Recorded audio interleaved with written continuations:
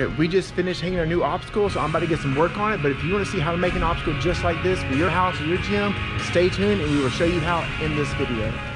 I'm here in the Treadstone workshop and I'm getting ready to build a really awesome version of the bar hopper, and it's gonna be like with the Nick spin on it, because this can be a bar hopper obstacle with a few little caveats to it that make it a little more challenging and also give you the opportunity to have multiple obstacles in one.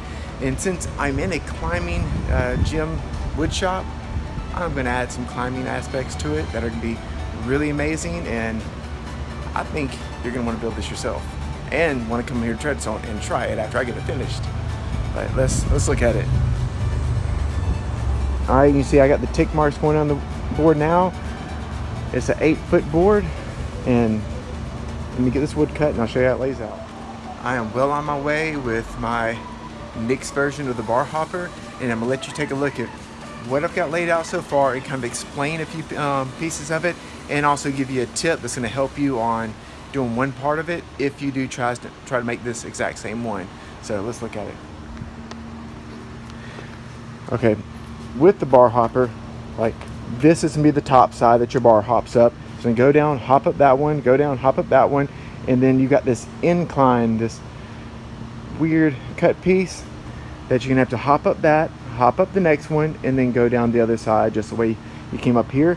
But if you notice, all these 2x4s hang down a little lower, since in a lot of times in an engine gym, whether it's in a backyard or a gym, you don't have a lot of real estate or a huge budget to build like, you know, a ton of obstacles. So every obstacle you build has to serve multiple purposes, and that's what this one is doing. So each of these that are hanging down are going to be another obstacle where you can just traverse just the 2x4s that are hanging down. One side will be normal, the other side will probably put little ledges on them so you can progress over to this side. One lined up my 6-inch block, and now if you notice, this runs a little bit past these little points, and I'm just going to go up underneath and mark those two areas. Then I'm going to go over to my trusty miter saw and just set the angles and cut it. I now have all the 2x4s screwed into place. I'll let you take a look at that and let you take a look at the angles I cut on there for the ones in the middle that had the extra special bar hopper little obstacle, I guess you could say. So let's look at it. So with this bar hopper, you start here, start hopping up. You have to hop up 6 inches here, 6 more inches here. Then you have to hop over this. This is 12 inches long right here. And you at least got to hop about to the 8-inch mark to slide in this side. You hit a groove, you have to hop over that one down to here and then finish on your way home. This is going to be a really, really cool obstacle. I just made a little bit further on the build out of this obstacle, and I'm going to show you this little extra piece I added that adds a little more functionality. I just put a piece of 2x4 on the bottom of every different section, and then I'm also put something right here. And the idea, if you've seen the obstacle where they have 2 bars that they take with them and they hook it from one place and the next place, and basically they, you know, take their monkey bars with them, they're going across. Now here's the other special surprise that I'm doing with this.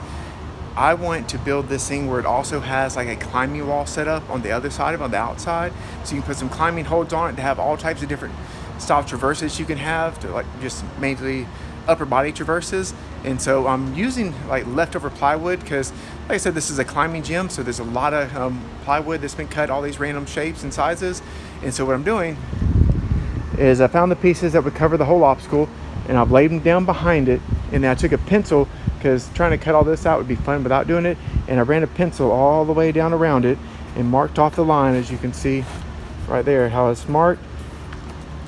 And now I'm about to cut all this out. Then after I cut it out, I'm going to set the anchors on it that you use with climbing holes, so you can actually put legitimate climbing holds on it, and then put it all together.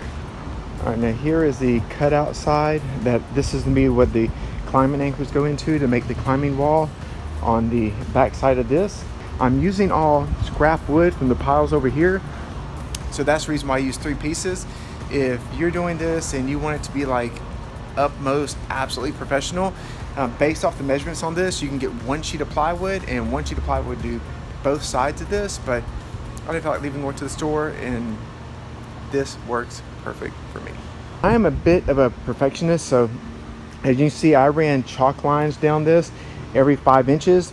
I started my first one in the middle of this piece, so was it 2 3/4 inches, and so that's my first run, and that's good so you're not too close to the bottom.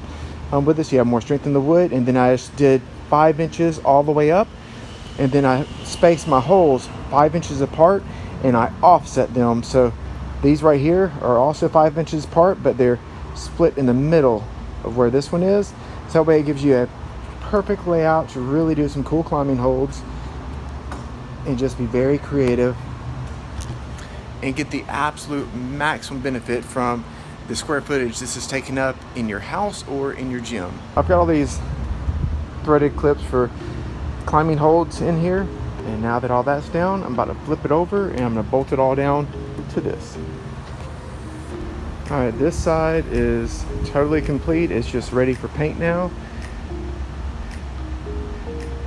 Okay, that is a wrap for the day. I'm getting really hungry, so I'm leaving here to go eat, and I'm gonna let you look at where I'm at. I have this side completed. It needs to be painted and a little bit of wood filler here and there.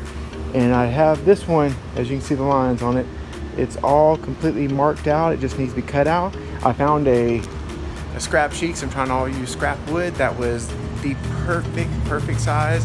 I mean, just perfect. I'm wrapping up this last side of this obstacle I've been building. I have all the holes bored through here now.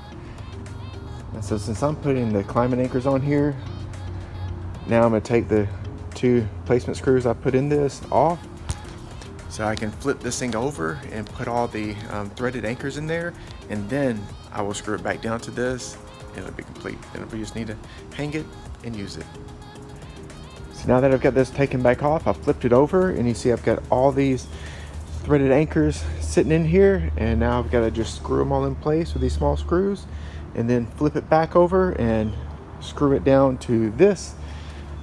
And also, I just want to make sure you see that I had to put this on here first so I could screw down into this wood, so that way when you're threading the climbing hold onto the other side of this, the bolt has additional distance it can go to actually stick it to the wall, because the bolts go back in here a little bit, so you want to make sure you plan for it to go a little bit further back than just the plywood.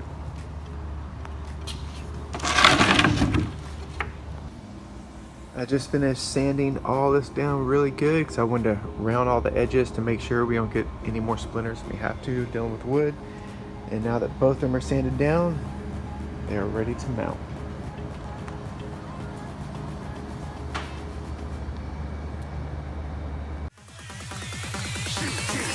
Didn't even get to cross.